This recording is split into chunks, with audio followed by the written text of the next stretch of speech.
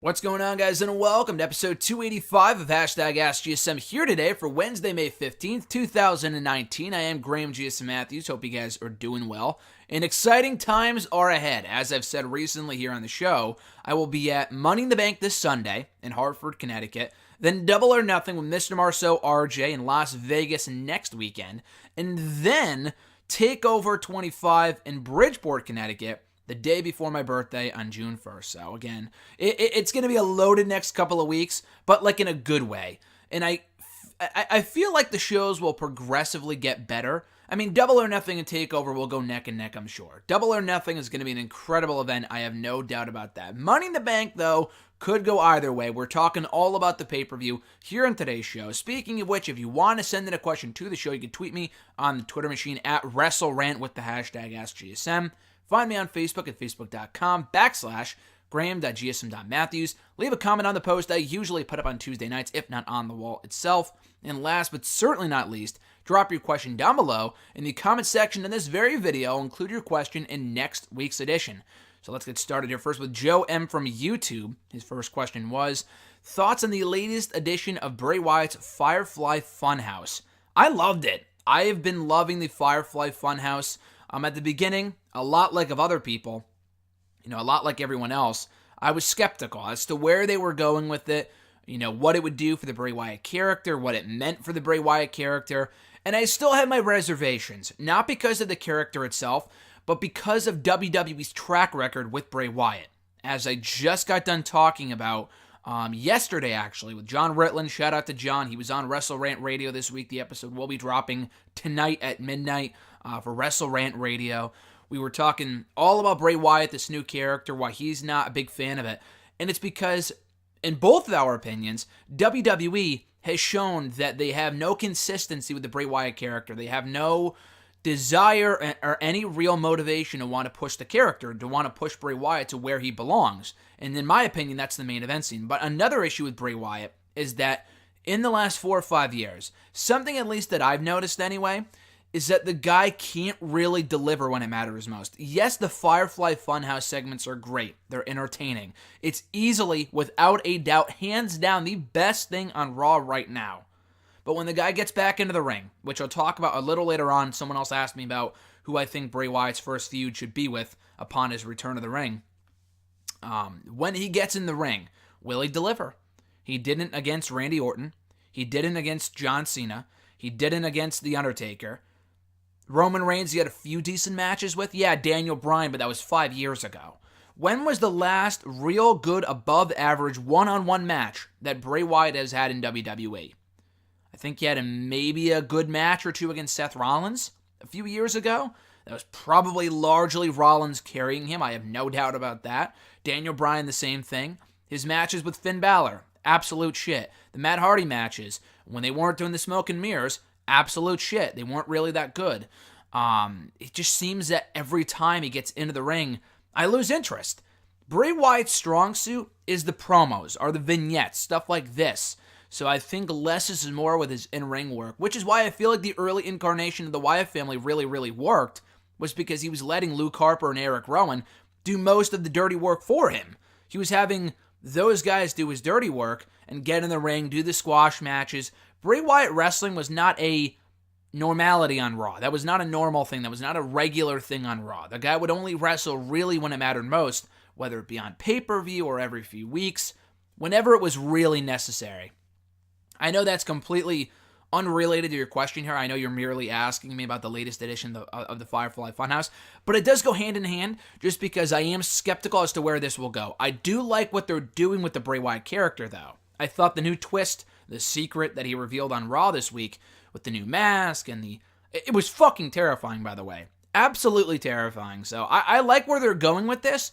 I'm just not optimistic that it's going to end up where a lot of people think it will, with Bray Wyatt being taken seriously as a main event star or being pushed up the card. I feel like this will land him somewhere in the mid card for a few forgettable feuds or two, for a forgettable feud or two, and then he'll be completely forgotten about all over again. I really don't want that to be the case, but I feel like I've instilled so much faith in the Bray Wyatt character over the last 5-6 years and all of these various feuds that he's had, becoming WWE champion back in 2017, and none of it has amounted to anything.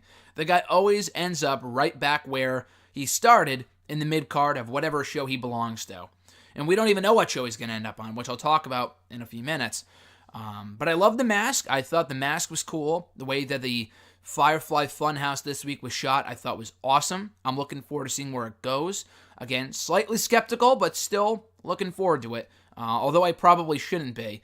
And I think the mask was actually made by horror movie icon Tom Savini, and I forgot what other masks Savini has made, maybe the Jason, Michael Myers masks, something along those lines. I know WWE has worked with him before on various projects. The guy's a mastermind, he's a fucking genius, so I'm not surprised to see his fingerprints all over that mask that Wyatt was wearing on Monday. Joe's second question: why have Cedric Alexander and Buddy Murphy been complete non-factors on Raw and SmackDown respectively so far? It's because they're not factored into WWE's plans of Money in the Bank. The shows themselves have not really been that good. SmackDown is better than Raw, not by not by light years. Not infinitely better than Raw. SmackDown is slightly more bearable than Raw, and a large part of that is the fact that it's 2 hours, which, thank the fucking Lord, SmackDown will remain 2 hours long when it moves to Fox later this year. I saw that announcement, or that being made clear this past week. Good God, I am so happy to read that. But with Raw and with SmackDown, Alexander, Murphy, it's, again, because largely they're not on the card of Money in the Bank. And I think they should be. The Money in the Bank ladder match, I know they have 8 people in there already, but do you really need fucking Baron Corbin in the Money in the Bank ladder match? That would have been a great spot for a Cesaro or a Cedric Alexander. On the SmackDown side, honestly, Orton does not do a ton for me.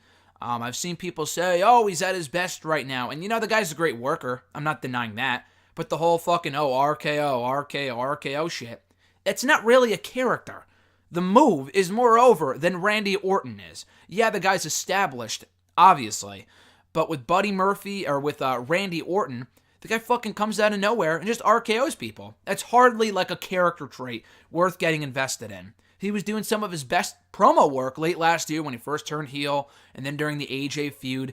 I need more of that with Orton. Not just this shit where, like, oh, when I win Money in the Bank, the only 3 letters that champion will know of are RKO. Like, it's so bland, it's boring. I know that's been, that's been a normal thing with Orton for a long time now.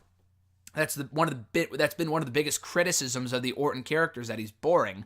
But I think he can be more than that. I just don't want WWE to have Orton rest on his laurels with the move being as over as he is. Why not make the character more interesting? And they showed glimpses of that during his feud with Jeff Hardy, and then during his feud with AJ Styles. I know, again, this is not an Orton question, but what I'm trying to get at here is take Orton out, because he hadn't been seen since WrestleMania anyway. So who cares if Orton misses a month of TV? Give him a vacation. We know he's not winning. Put Buddy Murphy in there. Why the fuck not? I think Buddy Murphy would have a better shot at becoming Mr. Money in the Bank, Mr. Murphy in the Bank, than fucking Randy Orton. And it would be just as good, if not even a better match, with Murphy involved over Randy Orton. On the Raw side, again, I would take out Corbin and put in Alexander. The guy had 1 match on Raw when he was first drafted to the show against Cesaro a few weeks ago. Good match, led nowhere. He got his win back on main event, but no one watches main events, so that hardly mattered. I have no clue what's going on with Alexander and Murphy. Alexander at least made 1 appearance on Raw since he's been, since he switched shows from 205 Live over to the Monday Night Raw roster. Buddy Murphy has not been seen at all. Yeah, he did announce that he was on SmackDown during the Superstar Shakeup about a month ago, but that was a fucking month ago. And I think he cut some sort of a promo during a commercial break last week. He interrupted Ali. Maybe that's leading somewhere because they have history from 205 Live. I don't know. So hopefully they can start pushing those guys come, after Money in the Bank, post pay-per-view, and start giving these guys something to do, having them build momentum. Just have them on the fucking show. It's like, why even bother moving them from 205 Live if they're not going to be factored into your plans whatsoever on the main roster? What's the fucking point? I would just put them back on 205 Live. I mean, maybe not that they kind of hit their ceiling there respectively. Why not just NXT or something? At this point, if they're not going to do anything on Raw and SmackDown except work on fucking main event, then what was the point? Joe's third question: is there a year that stands out to you as having produced the best pay-per-view / takeover theme songs? So if you're talking like, both pay-per-view and takeovers, that can only go up to, 2014, 2015? If you're talking just like one or the other, pay-per-view or takeover, that could go back years. I mean, the early 2000s had some fucking bangers as pay-per-view themes. 01, 02, 03. I guess you can go with really any one of those years for strictly pay-per-view themes. In the time that I've been watching, they had some great pay-per-view themes back in 08, 09, even 2010. 2011 onward, they had some good ones, but not all of them were great. That was when they kind of changed their taste in music with the fucking rap music and all this other dumb shit. And some of which I enjoy, like the Flo Rida songs. They've become a guilty pleasure of mine. I hate to say that, but they are. I enjoy the Flo Rida songs. Beyond that, though, when they bring in Kid Ink and shit like that, I don't like that. Maybe some people do. That, to me, just does not gel well with wrestling. But for best pay-per-view and takeover theme songs, what year stands out to being the best to me? The pay-per-view themes, in my opinion, have actually really improved since, I would say, like Hell in a Cell 2018, since like the fall of late last year. Every pay-per-view that WWE's had up to this point has had at least one good pay-per-view theme. We Got the Power from the Rumble, really enjoyed that. WrestleMania, the When the Love Runs Out song, I really like that song personally. Glory for, I think, Hell in a Cell back in October. Monster for Super Showdown was really good. Body Talks from TLC in December. Survivor Series, I forgot what the name of the song was. I don't have it downloaded on my phone, but it's still a good song. So yeah, they've really been ramping up the pay-per-view themes since late last year. The takeover themes have also been great. That's not a singular calendar year, though. The takeover themes have been good since the get-go. I can't think of one pay-per-view or one takeover theme that was like, oh, this is absolute trash. Triple H seems to know what he's doing in selecting these songs for takeovers. If I had to select a certain year, though, the pay-per-view themes back in 2016 I thought were really good, and the takeovers have always been really, really good. So in 2016, the theme songs that stand out to me, they had a Paris song for Extreme Rules. I forgot what the name of it was, but it was still good. So the theme song for Extreme Rules I thought was great. WrestleMania, you had My House, whatever. I thought it was a good song. Actually, I kind of grew to love it by Flo Rida. Again, like I said earlier, guilty pleasure of mine. WrestleMania, Extreme Rules, even 2016 SummerSlam I think had, what the fuck was it? There was a good pay-per-view theme for SummerSlam too. I completely forget. But they had, especially towards the end of the year, something Dynamite. I forgot what the name of the band was. They used it for Roadblock. The themes for Backlash, Stronger was really good. Champion, I think they used for Clash of Champions, another really good song. Hell in a Cell, Breaking Out of Hell by Airborne, I think it is. Great song too. Feel Invincible. How could I forget about that fucking Feel Invincible by Skillet, my favorite pay-per-view theme, my favorite song of 2016, used for Battleground. Great song. Yeah, they had a lot of great pay-per-view themes that year, I thought. And then you add in with the takeover themes. The takeover themes I thought have always been great. But that year specifically as well. The takeover themes, ironically enough, for the best takeover that year, being Dallas, I didn't really enjoy a lot of those, but I did enjoy the takeover themes for The End, and I forgot who did The End one, and I forgot what the name of the song was, but it was a good song. The one for TakeOver Brooklyn 2, Redemption, something like that. I forgot what the name of the song was again. I knew it began with an R. Really liked that song.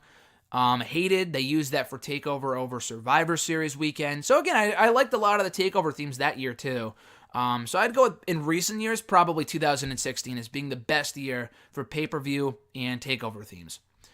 At UIWUAGWU91, again, I don't know how to pronounce that, so... I'm sorry, there's another question before that, so I'll go back to your question in a moment. At Rycoats27 from Twitter, what is Bray Wyatt's first feud coming back? And if you feel like it, you can pick one for Raw and for SmackDown, as Bray has not been put on one brand or the other yet. Plus, the wild card rule. Don't remind me. But yeah, for Bray Wyatt, I think he should go to Raw. Just that's because that's where they've been introducing the Bray Wyatt segments, and then they've just been replaying them on SmackDown. I'd have him go to Raw. That's where he was before he took time off last year, I put him on Raw. So on Raw, who do you have him feud with? Cedric would be fine, so Bray Wyatt can pick up a few wins from the get-go.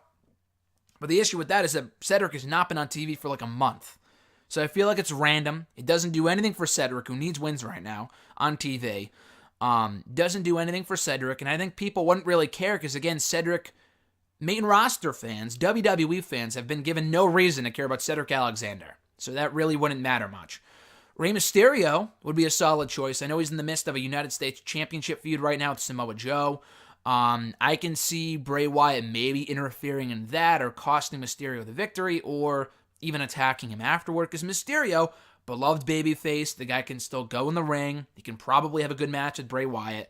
That'd be a nice clash of styles, so I would love to see that work out, and Mysterio can afford to take a loss. So, Wyatt Mysterio might be the best choice. And if you really want to go all the way with Bray Wyatt, right from the get-go, put him in a program with AJ Styles. And again, we just got done talking about this on Wrestle Rant Radio, John and I, but you can have Bray Wyatt interfere in that Universal Championship main event at Money in the Bank on Sunday. Have him cost AJ the win, or have him attack AJ afterward, or on Raw the next night. AJ can afford to lose a match or two. The guy's almost bulletproof. He's that good. I know he's been teasing a heel turn recently, but then again, if you do that, the issue with running the risk, the risk that you run, sorry, my mouth is all over the place today. I'm fucking messing up left and right. The risk that you run by doing the Bray Styles feud right after Money in the Bank is that you're cutting short the Rollins and AJ feud. That has barely been getting started. And it's been good so far, but I think it's just in those preliminary stages. And I think it could only get better with more time. I guess they could always do a non-finish on Sunday and then go back to AJ and Wyatt, or I'm sorry, go back to AJ and Rollins in time for like SummerSlam or a pay-per-view like that. But then that would mean that Wyatt would have to lose to AJ, ultimately, which should not be the case. Because if that's the case, then why fucking bringing back Bray Wyatt with this whole new character if nothing's going to change with the guy? If he's just built up to lose to people, nothing will change. He's got to win a couple feuds. At least consecutively. Now, not one after another, and then lose to John Cena. And then lose to The Undertaker. Or lose to Randy Orton. Or lose to Roman Reigns. Lose to Finn Balor. Blah, blah, blah. Wyatt, AJ, the matches could be great. Because A, we've never seen them before. And B, I think if anyone could get a great match out of Bray Wyatt, it could be AJ Styles. The same way Daniel Bryan did 5 years ago. So I'm a big fan of that idea. On SmackDown, again, which is where I don't think he's going, you could do something similar. If you want to put Bray Wyatt in the thick of things, right from the beginning, right out of the gate, you put him in a feud with Kofi Kingston. Now, I want Kevin Owens to win the belt from Kofi at the pay-per-view. I don't think he will, but I don't want Owens also to be just a filler feud for Kofi. And if he is, then if he is, unfortunately, that's not good for Owens, but it puts Wyatt in a perfect position to succeed in the main event scene upon his return. Like, he makes an immediate impact from night one by attacking and going after the WWE champion. And maybe even Bray Wyatt's the one to take that title from Kofi Kingston. Because if it's not Bray Wyatt, who else is going to be the one to beat Kofi for that title? Again, Kevin Owens would make sense just to put Kofi back in chase mode. I would like to see that. I don't think it will. Roman Reigns, give me a fucking break. Maybe at some point down the road, but Roman and Kofi, with Roman beating him for the belt, is just... There's so many things wrong with that one sentence. I can't even fathom that being a possibility right now. So there is that, I guess. Lars Sullivan, potentially, down the road. Definitely not anytime soon. So yeah, I would have it be Bray Wyatt. Bray Wyatt would be cool. And if you want to have Bray Wyatt go a little lower on the card, if he's not going for the WWE Championship on night one, Ali would make sense. He's not doing anything right now. I would say Finn Balor, but we've seen that before, and they just don't really have that good chemistry. But Ali and Bray Wyatt could have some fun matches. Bray Wyatt's bigger, so having him bully around Ali would be cool. He needs wins too, but if anyone's going to get beaten by Bray Wyatt, it might as well be Ali, because the guy's not like huge on the pecking order anyway, and they can have good matches, and it would make sense given the size difference. So Ali, Kofi, AJ, Mysterio are all decent ideas in my opinion. I guess you could do Braun maybe. That was one name I didn't think of on Raw. I feel like that would be fucking terrible though. Not only from an in-ring standpoint, but just, Braun would probably beat Bray. So no thanks. So going back to the other question I was going to mention before, at UIWAGWU91. Again, I don't know how to pronounce that, so I'm just going to spell it out for you like I'm fucking Enzo Cass. Is it without a doubt that Daniel Bryan finally had the best world title reign of his WWE career to date? Absolutely. I mean, what else is there? He's a former 4-time world champion? He won the belt, let's see, for the first time, he had his world heavyweight title reign back in late 2011, early 2012, which was probably his best one up until this most recent one. Yeah, he was booked like a cowardly champion, but people were behind him. That's when the Yes movement got over. I mean, it really wasn't until he dropped the title that the Yes thing got over with him as a babyface. But still, he kind of rose to superstardom during that heel run as world champion. So that would have been number one previously. After that, he won the WWE title for a fucking night, for a minute or two at SummerSlam 2013. Again for another night, at Night of Champions 2013, before getting it taken away from him by the Authority the next night. He won the title again at WrestleMania, of course, and that reign lasted all of a month because he got hurt, and he had to relinquish the championship like a month and a half later. So yeah, this would have to be the best Daniel Bryan world title reign to date. As a 5-time world champion, he had some great matches with AJ. The Royal Rumble one was not that good. The TLC match that they had, it wasn't a TLC match, but the match they had at the TLC pay-per-view in December was one of the best pay-per-view matches all year. Fantastic match between Bryan and AJ. Obviously, his match with Kofi at WrestleMania was fantastic. The Elimination Chamber was really, really good. So yeah, I think Bryan had an amazing run. He really reinvented himself as a heel. His mic skills were great. They still are to this day. He was able to lend some credibility to Rowan with having him serve as his heavy. Daniel Bryan has been doing great work in 2019, so I'm not sure if he's ever going to hold the World Championship again. That might have been it, because he's not exactly a fresh face anymore. He's been with the company now for almost a decade. I think people forget that. I know if you add in the fucking time that he missed, if you don't account for that, then it's closer to like 5 years. I realize that, but still, I'm not sure if they might ever put the belt back on Daniel Bryan. But the guy did great work in that role. He got over Kofi Kingston, had some great matches, and he made SmackDown entertaining, and that's all you can ask for. At JoeBurgett_WE from Twitter, his question was, with Triple H having liked a post that spoke out heavily against Vince and his creative issues, though unliked quickly after, along with rumors that both he and Stephanie are upset with things backstage, how would you handle things? This is quite a delicate issue, I would say. If the rumors are to be believed, and honestly, I'm not sure about Stephanie, but I would absolutely believe reports that would say that Triple H is frustrated backstage, because why wouldn't he be? And this is not a new thing.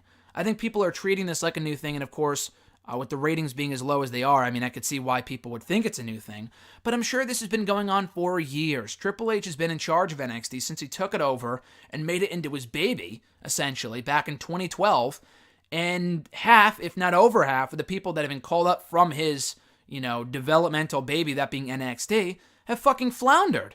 There's been so many people called up that have not amounted to the superstardom that they could have had because of the bad booking on Vince's part. And you can blame the writers, you can blame this person, you can blame that person. To me, the buck stops with Vincent fucking Kennedy McMahon. That's where the buck stops, in my opinion. And not to say that he's the sole reason why all these NXT call-ups have not worked out. The Ascension were never going to work out. They were fucking terrible. The Vaudevillains had a ceiling. But a lot of these people, Nakamura should feel like a way bigger deal than he does. I'm sure Triple H is frustrated with that. Bray Wyatt was, now he's coming back into his own, but for years the guy floundered. EC3, not that he was a big deal in NXT, not that he was NXT champion or anything, again, brought up to do absolutely nothing. Ricochet losing to Baron Corbin clean on Raw this week. Nikki Cross barely on Raw until this past week. Bobby Roode, former NXT champion, fucking floundering. Oh, they repackaged him as Robert Roode. Cool, but where is he on TV? He missed this week's TV. He wasn't on 2 weeks ago. There's no consistency. So I could see why Triple H would be frustrated with the current product and how things are going. The tweet thing, again, there was a screenshot of that. Whether that's real or not, who knows? I wouldn't be surprised again. But how would I handle things? As I've said, I think here on the show before, and on Wrestle Rant Radio multiple times, nothing will change until Vince steps down.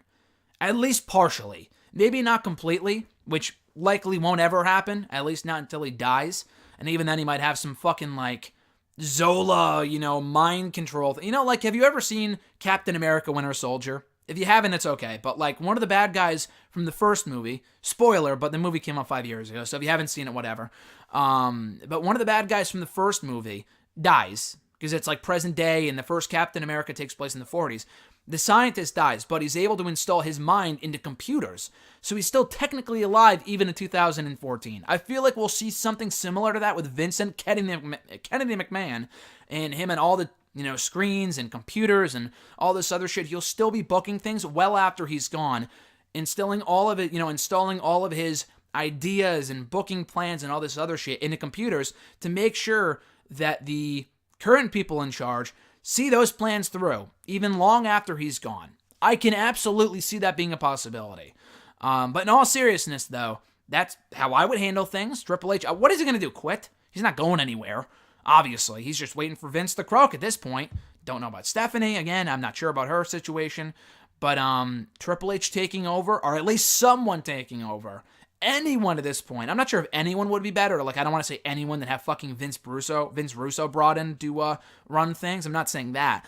But, like, Triple H at least seems to have an idea of how things should be run. Being in the business himself, being a former wrestler, or at least an occasional wrestler, whatever you want to constitute that as now. I feel like he has experience in that area to successfully run a company. Now, NXT 205 Live, NXT UK, completely different beasts than Raw and SmackDown and the conglomerate, the fucking monopoly that the main roster is, with all the talent they have on the main roster. But at least I feel like he would have fresher ideas and not willingly bury people the same way that Vince is right now. There's so many people that you scratch your head at and go, what went wrong? Vince McMahon went wrong with that person. That's what went wrong. Luke Harper, he didn't get Luke Harper, so we took him off TV. What a fucking disgrace. So again, this is not an easy issue to solve, because I feel like the only real answer is Triple H taking over. So there's really nothing they can do right now. And again, as I was talking about with RJ over text this morning, AEW just announced that they're going to TNT in the fall, which has been rumored for a while now, but it's officially official. They're airing on TNT starting in the fall. They're airing the Double or Nothing pay-per-view, I think, on the BR Live app, the Bleacher Report Live app, which is cool. As a Bleacher Report writer myself, of course, being a Bleacher Report guy, it's cool to see it on the BR Live app, and a few other things. But yeah, I think they're airing their weekly show, which they have not announced yet, later this year, which is cool. Probably on Tuesdays, I would imagine, since I think they recently reserved Tuesday Night Delight. But anyway, with that happening in the fall, that's competition. That might light a fire under under Vince's ass. Who knows? But at the same time, though, we saw the same thing with TNA. With TNA, the guy they consider them competition for a while. If they can consider TNA competition, then I don't see why not. They wouldn't. I don't see why they wouldn't consider AEW competition. If they went all out for that first Raw of 2010 because TNA was going head-to-head with them on that first Monday of 2010, I can see them doing something similar now with AEW. They're not going to be running head-to-head probably. AEW would be on Tuesdays. By that point, SmackDown would be on Fridays, which is cool. I'm glad you could space it out and not have it go head-to-head. I mean, obviously, people had to deal with that back in the day with Nitro and with Raw and all this other shit, but I'm just talking strictly modern day. I'm speaking selfishly here about me. I wouldn't want to switch back and forth. I really wouldn't want to have to choose, although I would probably go AEW just to see what the product is doing and how they're competing with Vince, but hopefully that won't be the case. So what I'm trying to get at here is that if they think that TNA is competition with what happened back in 2010, albeit briefly, I feel like they will put more creative effort into making their product better come the launch of AEW in the fall. Not only that, but as also RJ brought up to me over text this morning, the XFL, of course we all know about this, but the XFL launching next year, not to say that Vince will relinquish all creative control of WWE come the XFL's official launch in 2020, but you have to assume that Vince is at least going to not be completely dedicated to WWE at that point. He's putting a lot of his eggs in a different basket with the XFL. He's going to be paying and devoting a lot of attention to the XFL to see it through, to make sure it works, at least until it fails again.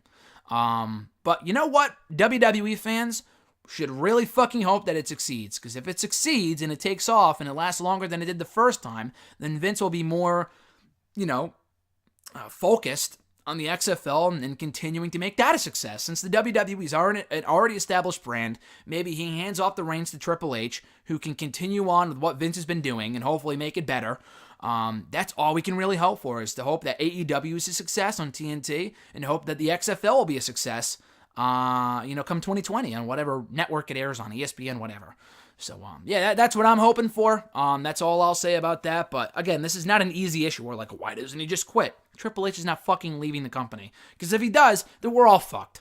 We're all fucked. So let's hope that's not the case, and I don't think it will be anyway.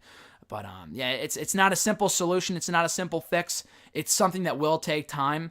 But in the next 6 months to a year, hopefully we'll know by then if Vince is still 100% in control of his own product, or if he sees the competition and has his own other endeavors he wants to focus on, and he'd be willing to hand off the product to a guy like a Triple H or someone else, or maybe it's a joint effort with Triple H, Stephanie, and Shane, or whatever, who knows. We'll see. We'll see if anything changes. Right now, though, I do not see anything changing in the foreseeable future. Regardless of how low the ratings go, I don't see much changing, at least not for the better anyway. At Scarlet1 from Twitter, have you heard about Lars Sullivan being fined $100,000 for his past comments? I did hear about that. I've seen people say, well, how could they fine him for something he said before he joined the company? They're within their legal right to fucking fire the guy if they want to. So honestly, $100,000 is getting off easy. Someone also brought up that maybe there might be something called a morality clause, which is where I'm not too, law savvy and all that other shit. But I've seen people say a morality clause, which is where if you had said something prior to joining that company that could hurt the current image of the company that you work for, you could be held accountable. And that could be the case here with Lars Sullivan, which it is hurting the company's image, because if they're, employing this guy who said a lot of disgusting, nasty shit 10 years ago, whatever it might have been, even up until a couple of years ago, regardless of whether he's still like that or not, I would like to believe that he's not, but I guess we'll never officially know. Then they should do something about it. They absolutely should. I mean, people were all up in arms about the Hulk Hogan thing, and for good reason. If you were offended by it, I do not blame you whatsoever. Obviously, I'm a white male. I was not offended by it, but I could see what he said as being disgusting. He deserved to be reprimanded. He was fired. He's learned his lesson. I would hope he's not that way anymore. What I'm trying to get at here, though, in the relation with Hulk Hogan and why I'm bringing that up, is because what Lars Sullivan has said is far fucking worse. And I'm not just talking about the Stephanie stuff either. He said a lot of bad shit about African Americans, a lot of bad shit. A lot worse than I would think Hogan did. Even though Hogan was caught on tape, Lars Sullivan just said it online. What's the fucking difference? He wrote it down, and Hogan said it in a tape. It doesn't matter. You still said it. Regardless of the forum, you still said it. And it's some pretty horrific stuff. Even if, again, he was joking about it, I was just doing it for the lols, LOL, like, who cares? You still should not say that shit. I know that was long before he ever even thought about joining WWE. I realize that. But at the same time, though, I don't know. I just feel like he should be held accountable in some form or fashion. He's lucky he's not getting fired, because they absolutely could fire the guy if they wanted to. Hogan, again, different story. That was all in the public eye. This Lars Sullivan story is not making NBC and CNN and all this other shit the same way the Hogan stuff was, but it's still pretty bad. So I think they're completely justified in finding the guy, and I think having him attend sensitivity classes or something like that. Again, he can say that he was joking around and he was being sarcastic, but again, he was saying some pretty specific stuff about certain people, and it's like, okay, I don't know if I would go that far if I was just joking, but whatever. So yeah, I think it's completely justified in my opinion. Again, he's lucky he's not fired, which they shouldn't fire him for, but I think this is the right course of action to take. Their second question: did you know the Rousey-Lynch-Flair match from WrestleMania 35 is getting an MTV Award nomination for Best Fight? I did not see that. That's pretty cool. I think Roman Reigns was also nominated for something, as I saw on Twitter after you sent me that question, which is also cool, but we'll see if it wins. The match was good. It wasn't even the best match on that show, but I guess it might win Best Fight because it was the first ever all-female main event. Whatever. Obviously, they're not going by fucking Dave Meltzer's ratings here, but hey, you know what? It's not like it was a shit match. It was a good main event. I thoroughly enjoyed it, so it would be pretty cool if it picked up that award for the MTV, whatever the fucking award show is, but it'd be cool if it won the award. Their third question, expected best and worsts for Money in the Bank. I think the good might outweigh the bad. I would hope so on Sunday. For good, I think both the ladder matches will be great. They almost always are. It's really hard to fuck up a Money in the Bank ladder match, but they have in the past, and I'll talk about that in a moment. The two ladder matches I think are great, or will be great. Rollins and AJ, again, it could be maybe not as amazing as we think it will. We kind of have to temper our expectations a little bit. I know these are two of the best in the company, but that's not to say they're going to go out there and have a 5-star classic. It might be riddled with interference and bullshit and shenanigans. So let's not get our expectations too high just yet. But I do think it'll be a great match overall. Owens and Kingston, I also think will be a very good match. Kingston has been delivering as the WWE champion. I think he'd be better off in chase mode if you put the belt on Owens here. But oh well, I still think it's going to be a good match and an interesting finish, I would say. We'll see. Depending on what the finish is and they don't fucking bullshit us or something.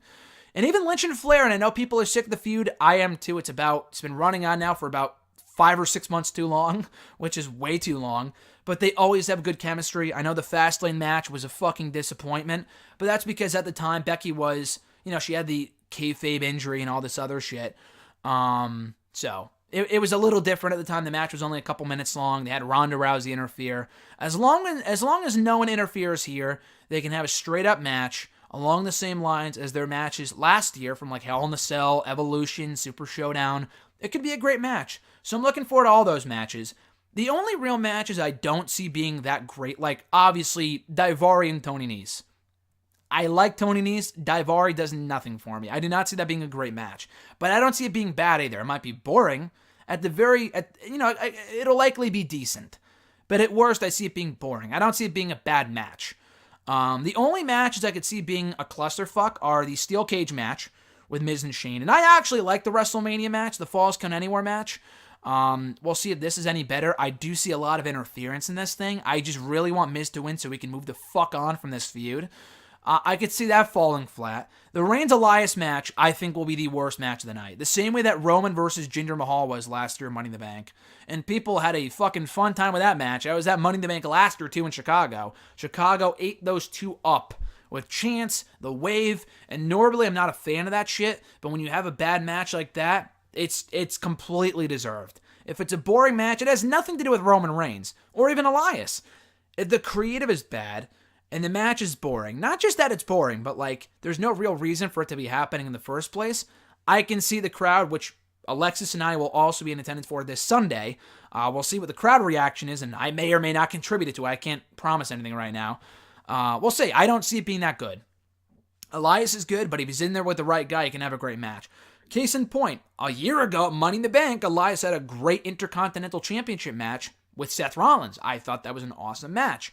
Roman, I do not know if he can have a great match with. I know they had a really good match over the IC title, I want to say in late 2017.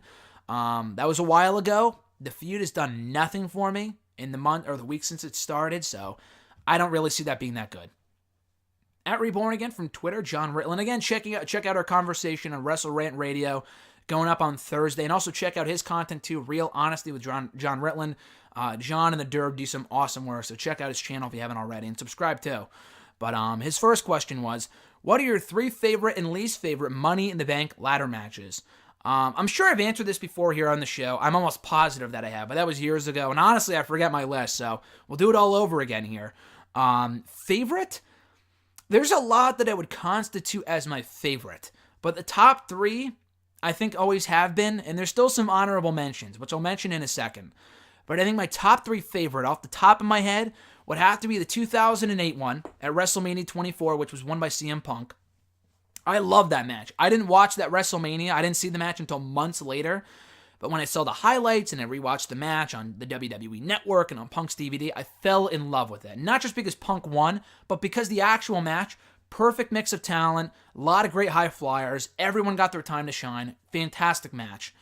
The SmackDown one from 2011, which was won by Daniel Bryan, phenomenal way to kick off that show. Money in the Bank 2011, of course, to this day, still my favorite pay-per-view of all time.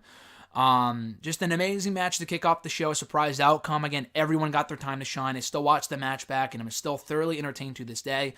And then third one, again, in no particular order, the WWE Championship contract match from 2013, the main event for that show. Again, just a lot of stars in one match, which we've had before and have had since then.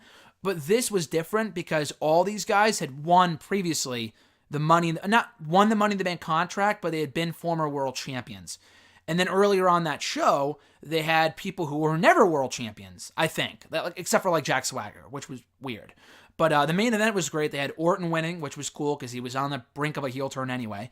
Bryan was in there. CM Punk and Paul Heyman furthered their feud. Rob Van Dam came back. Sheamus was in there. I thought that was a phenomenal match. I fucking loved that match.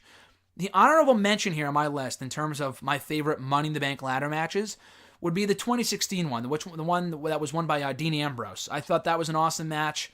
I thought at the time I said it was the best or my favorite. Again, gun to head, if you told me to choose three, I think I would choose the 08, 2011, and 2013 ones. The 2016 one is up there, though. That one had Ambrose in it, Jericho, Cesaro, Kevin Owens, and two other people, Sami Zayn, and someone else. The Miz, not the Miz. It was someone else like that, or Del Rio, I think. And there might have been a seventh person. I don't remember. But yeah, that was a fantastic match. And then last year's I liked. I was there for both of them, and I had not been at a Money in the Bank ladder match up until that point. The men's and women's was good. Both of them were really entertaining. So we'll see if this year's can top those. But yeah, my favorite right now are 08, 2011, and 2013. Least favorite? Like I said earlier, it's kind of hard to fuck up a Money in the Bank ladder match. You're not saying like worst Money in the Bank ladder matches, which there are obviously worst. There's always going to be a best and the worst if there's more than one. There just is. My least favorite, I think the weakest Money in the Bank ladder matches / my least favorite would be the one at WrestleMania 26, which was the first and only, I think, to have 10 people in it, which was a fucking mess. There was no reason to have 10 people in that thing. I know they wanted to get as many people in that card as possible, but it was a mess. I didn't like it. I thought, it's been better since I've, rewatched it. When I first saw it, I'm like, what a fucking mess. And Jack Swagger botched the finish. You don't see it on the network now, but at the time, if you watch the pay-per-view live, you know what I'm talking about. It took Jack Swagger like an hour to unhook the fucking briefcase for whatever reason. Not to say that it's easy, but it just came off poorly. That one I don't really like. The 2012 one, I enjoyed, but it's still not that good. And I'm talking about not the SmackDown one, the Raw one, for the WWE Championship contract. I just did not think that was that good. With John Cena winning, it was a 5-man Money in the Bank ladder match. The least amount of people they've ever had in a Money in the Bank ladder match. Cena was in there, Big Show, Miz, Jericho. There was someone else. Jericho, Cena, Big Show, and Kane. Fucking Kane. Again, completely unnecessary to have Cena win. I know it made sense with the story they were telling at that time and the main event of the show. It was better than I thought it would be, but still not that good. The product was pretty shit back then. And then the 2015 one I was also not really that big of a fan of. The one that Sheamus won. I didn't actually mind Sheamus winning. I actually liked the fact that Sheamus won. The match itself, for the first time since I became a fan, I saw that match, and I was like, man, this Money in the Bank concept is kind of getting a little tired. Because we had seen the same shit before. I honestly remember nothing about that match. So to me, that's like one of my least favorite. The other ones that have happened in the last 10 years, I remember a spot or two. I know the 2015 one had Orton in it, Sheamus, Neville, Kofi, I think. And obviously a few other people, but I was just not a fan of that match. I was just like watching it, I'm like, this really is not that good. Like, it was a good match, but it had too many sloppy spots and too many moments where I was like, I feel like I've seen this before. So yeah, the 2010, 2015, and 2012 ones are my least favorite Money in the Bank ladder matches. John's second question, is the rumored $60 price tag for Double or Nothing too much? Or are fans just spoiled by the cheap price of the WWE Network? I think it's a little bit of both. I do think it's way too much. I would not pay $60 for a pay-per-view in 2019. Whether it be WWE, any other wrestling promotion, or even a UFC pay-per-view. I think UFC is still charging that amount of money. I might be wrong here. RJ can chime in. I know he's probably listening. He's a big UFC guy. I don't know if they've started to stream the pay-per-views on their own streaming service. I don't think they have. I think people are still paying $50, $60 for these shows. I wouldn't. That just seems like a lot of money I wouldn't pay $60 for the fucking WWE pay-per-views years ago. Especially with the internet and just, they have the YouTube highlights. I think I paid for a WWE pay-per-view like 3 times. In the 6 years I was a fan for before the network debuted in 2014, I maybe bought, Money in the Bank a few times, Night of Champions, and a Rumble. I think a few Rumbles, a Money in the Bank, and a Night of Champions. So about 4 pay-per-views, I think, out of 30 in 4 years or 6 years, in the 6 years I was a fan for. Not even 30 shows, like 50 shows, 50, 60 shows, since they run like 10 a year anyway. Probably more than that. Definitely more than that. But $60 is just way too much. It's way too much. Either cut down the price or, I don't know. I really don't know. Like All In, maybe it's just because All In was free. I mean, granted, you had to pay for New Japan World or the Honor Club app or Fight TV. But I don't know. I feel like All In was great. I thought that was well worth the price of $10 on the streaming service of their choice. There's got to be a better way, and I would hope there is a better way. $60? I feel like they might not have a choice right now because they're just starting up, and they might not be able to broker a deal where they can get it for less money. It may not be their choice. To play devil's advocate here, it may not be their choice. It may be the cables company choice. If not, they might not have a fucking streaming service at all to show the show on. So people complaining about the price, and I don't blame you if you are, but isn't a $60 show better than not streaming it at all? Just being like, fuck you, this is only for the people in the arena? You can't do that.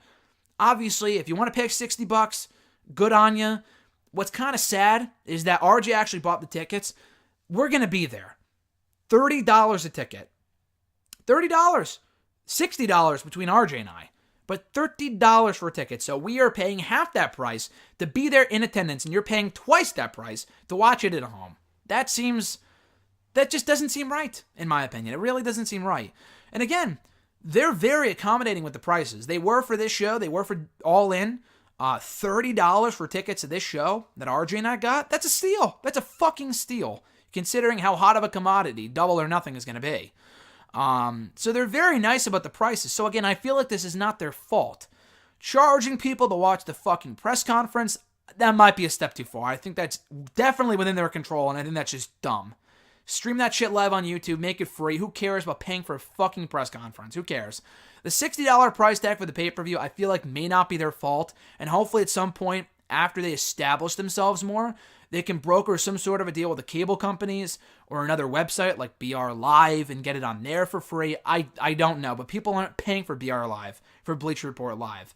So they're not making any money off of that. They are getting downloads, I guess, for their app. But, yeah, people are spoiled by the cheap price of the network, definitely. But this may not be their fault. This may not be the Young Bucks and Cody's fault to have it be $60. But after the debut of the network, I am never, ever, and I don't think I have since, paid for another pay-per-view ever again. Whether it be UFC, wrestling, whatever. I don't care. I'm not paying $60 for a fucking pay-per-view that I don't know if it's going to be good or not. I just feel like, yeah, if you go see a movie and it's not good, at least you pay $10. A fucking wrestling pay-per-view for 4 or 5 hours, it's ridiculous. Absolutely ridiculous. Considering the current product of WWE, to pay $60 for that show, you're out of your mind. If you're paying $60 for Money in the Bank, you should probably go see a fucking doctor, because that's stupid. Double or Nothing will definitely be worth the money, but it should not be worth $60. At Jeremy8911 from Twitter, his question was, could you see Nikki Cross replacing Alexa Bliss in the women's Money in the Bank? I guess it's a possibility. I don't see it happening. I can certainly see what they did on Raw leading somewhere, whether it be Cross costing Alexa the briefcase, trying to help her, and then ultimately costing her in the end. That would be cool. I don't see Alexa Bliss saying, oh, like, hey, just take my spot in the match. Like, she obviously wants to win the briefcase, so I feel like that wouldn't really make any sense. Unless Alexa Bliss was laid out backstage beforehand, which would be very characteristic of Nikki Cross, because she is a crazy person, or at least she was, or kind of is sometimes. I don't know what's going on with her. But yeah, have Nikki Cross lay her out, take her spot in the match. I don't think she would win. I think someone from SmackDown will win. More on that in the Wrestle Rant Radio predictions. Tomorrow on iTunes and nextwrestling.net. But, she plugged. Nikki Cross taking Alexa Bliss's spot. I just don't see it happening. It would be cool.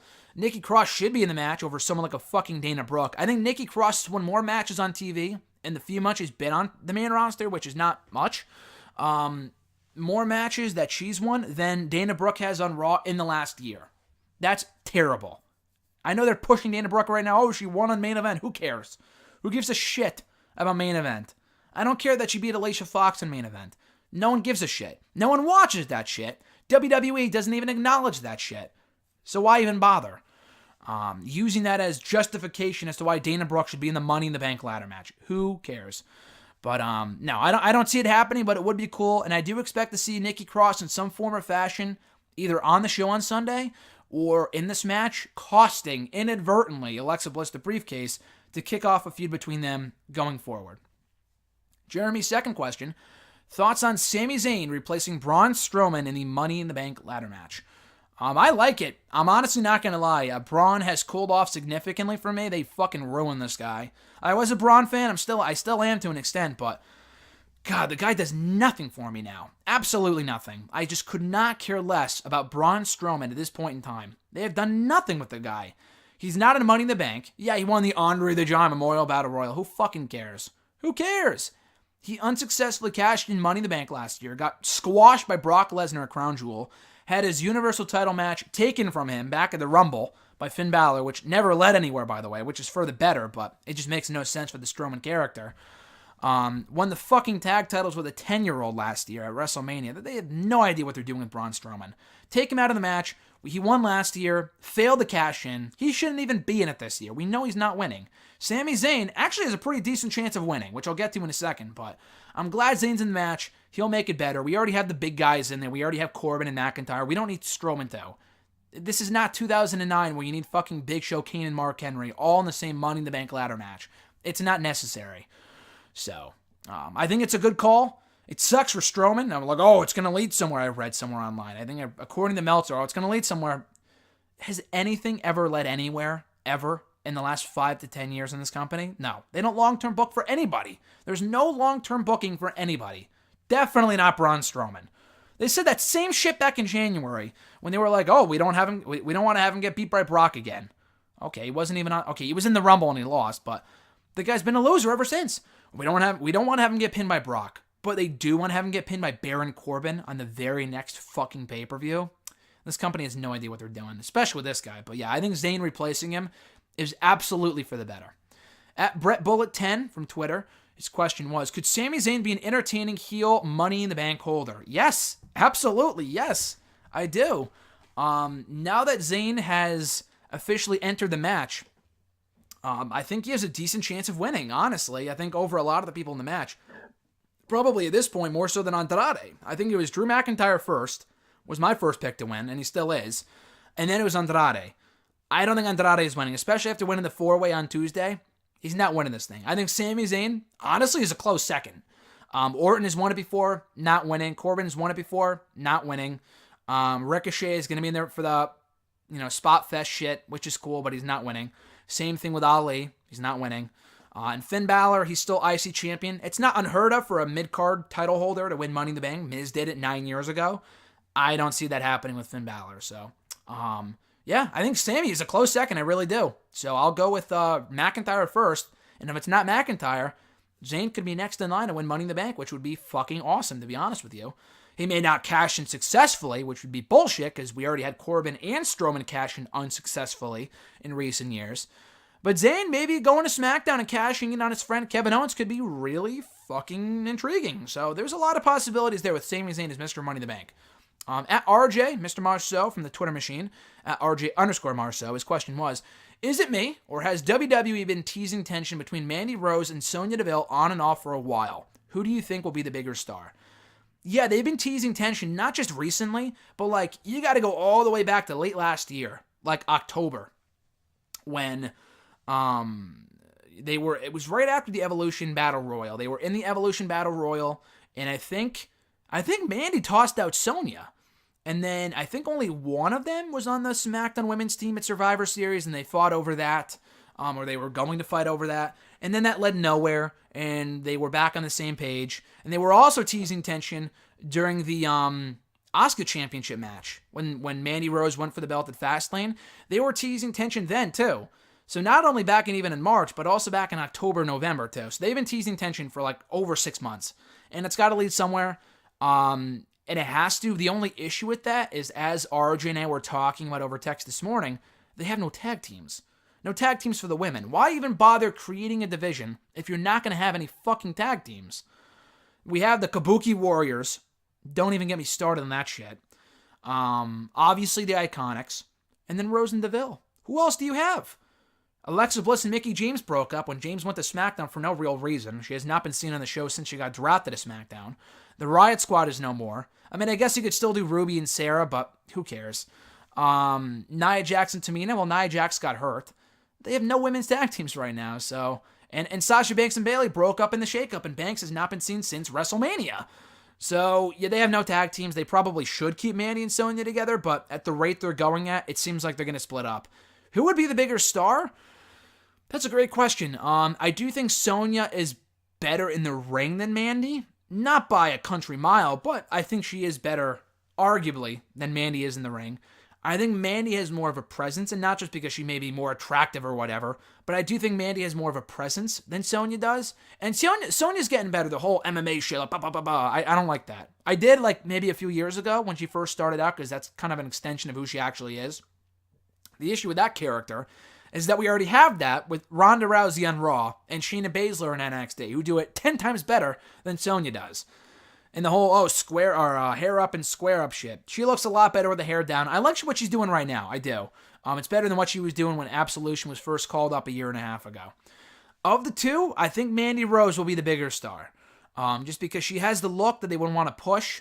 And Sonya's also really good. I think Sonya should be pushed as well. Not to say that she'll be the Marty Jannetty of their tag team. And Mandy Rose will be Shawn Michaels. But I do think Mandy Rose, of the two, will likely have more success. Just because Sonya's better in the ring doesn't mean that she's going to be more successful. The company doesn't always really care about your in-ring ability.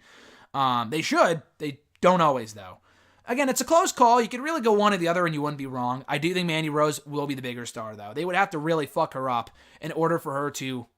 I guess that didn't exactly come out right, but they would really have to mess her up in order for her to not be considered a success. Sonya, I could see floundering, but I do think she has a pretty good chance of succeeding too in WWE if they push her right. And I think both girls are great, and they're two of a few stars that they've called up from NXT that have done fairly well for themselves. They haven't won any titles yet, granted, but they've gotten over. They've definitely improved. They didn't really spend that much time in NXT, so to be called up when they were, I think is pretty cool. And they've definitely made the most of the opportunity to be on the main roster and just grow as performers. There's a lot of women I don't care about on both brands, unfortunately. Lana being one of them. The Riot Squad I could not give two shits about anymore. Tamina's terrible. There's a lot of women I just don't care about. Dana Brooke being one of them, Alicia Fox. Deville and Rose are not among them. I think they do have potential, and I'm looking forward to seeing where they go from here. And that's going to do it, guys, for episode 285 of #AskGSM here today. Thank you, guys, for checking out the show, as always, supporting the show. If you want to send in a question, you can do so by tweeting me on the Twitter machine at WrestleRant with the #AskGSM. Find me on Facebook at facebook.com/Graham.gsm.Matthews. Leave a comment on the post I usually put up on Tuesday nights, if not on the wall itself. And last but certainly not least, drop your question down below in the comment section of this very video. I'll include it in next week's edition. So with all that being said, guys, Money in the Bank this Sunday. I will be there with Alexis. We're going to have a great time. So more on that in my on-site report from Money in the Bank next week here on the show. Till then, guys, have a great rest of your week. I'm Graham GSM Matthews, and I'll catch your ass down the road.